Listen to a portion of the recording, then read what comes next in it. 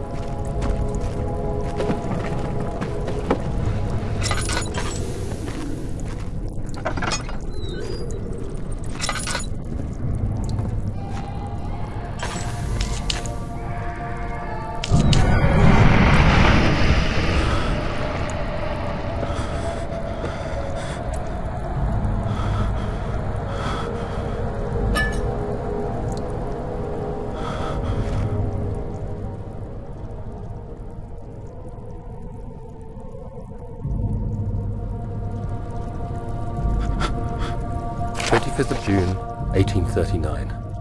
I feel the need to continue this journal, even though it was intended for my journey to Africa.